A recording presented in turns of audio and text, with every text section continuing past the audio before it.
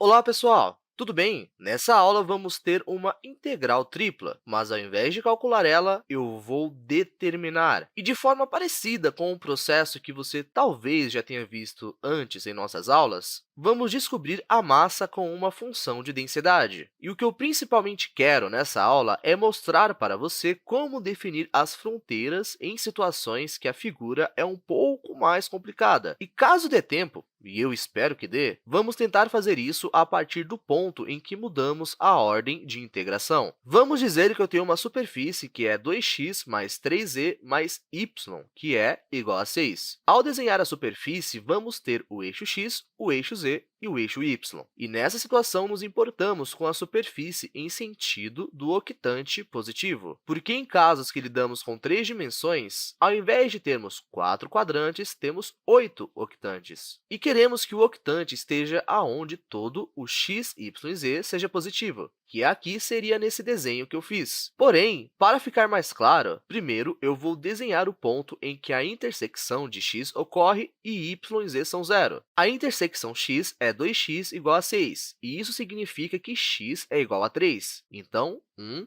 2 e 3. Agora, para a intersecção y, no ponto em que ela ocorre, e y e z são zero, y vai ser igual a 6. Então, vamos ter 1, 2, 3, 4, 5 e 6. Para o z, o ponto em que ocorre a intersecção em que x e y são zero, o eixo z vai ser igual a 1 dividido por 2, o que daria nessa posição. Agora, a figura que temos vai ter uma superfície inclinada, e como sabemos, ela é definida pela função que temos em cima. Mas agora vamos considerar também o volume, e isso vai deixar tudo um pouquinho mais complicado. Então, nessa situação, nos perguntamos o volume entre a superfície e o plano xy. Vamos dizer que o volume acima dessa superfície e a superfície z são iguais a 2. E ao desenhar isso, vamos ter essa linha que vai ao longo do plano zy, e no outro canto, uma linha que vai ao longo do eixo zx. Vamos ter também um ponto que conecta esses dois. Temos ciência que z é igual a 2, e o volume que queremos saber é aquele entre o plano de cima e o plano que está inclinado. E para ficar mais fácil a visualização, que é a parte difícil da coisa, visualize que temos paredes, tanto na esquerda quanto na direita. E o centro, que é o plano que eu escrevi em cima, é a parte de baixo. E para ficar mais fácil a visualização, vamos usar uma integral tripla. E para isso, diremos que a densidade desse volume, que é relevante para nós, é uma função de x, y e z, que é igual a x ao quadrado y e z. E eu quero deixar bem claro que nessa parte o importante não são as letras, já que poderia ser qualquer coisa. O importante aqui é entender a lógica dessa situação. E para isso, eu quero que você visualize um pequeno cubo no volume que é importante. Podemos considerar o dv como o volume do cubo, um volume diferencial, e isso é igual a dy,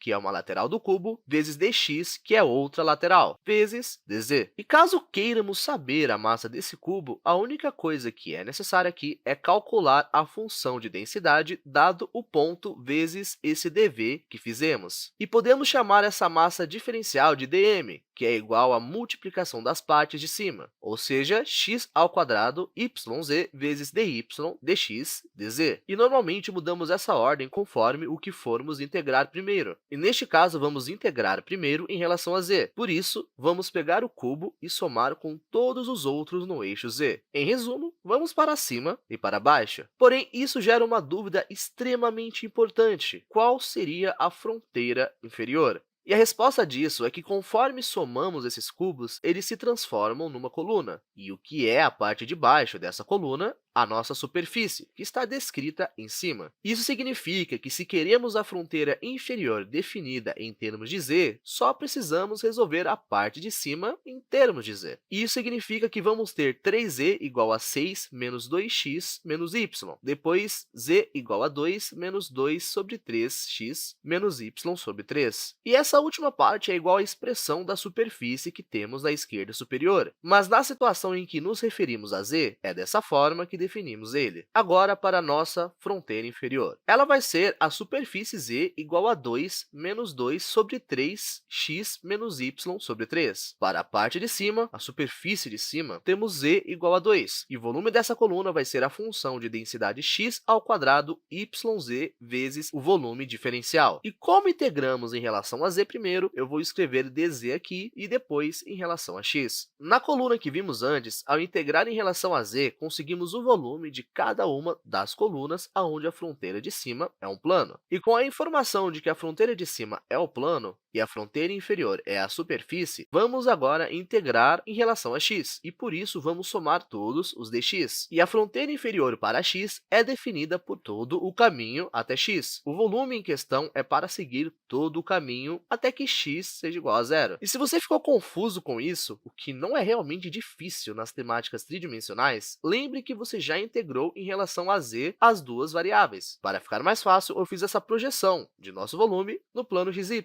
Isso meio que simplifica as coisas. Temos o ponto em que x é igual a 3, então 1, 2 e 3. Depois y igual a 6, então 1, 2, 3, 4, 5 e 6. E a partir dessa visão, um jeito de pensar no assunto é que já integramos ao longo do eixo z. Porém, na visão do plano xy que temos aqui, as colunas vão ficar de um jeito diferente. Não temos a direção z, mas a base de cada uma das colunas vai ser dx, depois dy para cima e para baixo. E se lembramos bem, decidimos integrar em relação a x, então vamos somar cada uma dessas colunas na direção x. E caso numa situação dessa surja o questionamento de qual a fronteira inferior na direção x, nessa situação vai ser zero. E caso tivéssemos uma linha, seria essa linha como função de y. Para a fronteira superior, temos a nossa notação, porém, precisamos ver em termos de x, o que significa que colocaríamos x igual a zero. E agora temos 2x mais y igual a 6. Queremos uma relação em termos de x, então vamos ter 2x igual a 6 menos y. Por fim, x é igual a 3 menos y sobre 2. Agora, finalmente, vamos integrar em relação a y.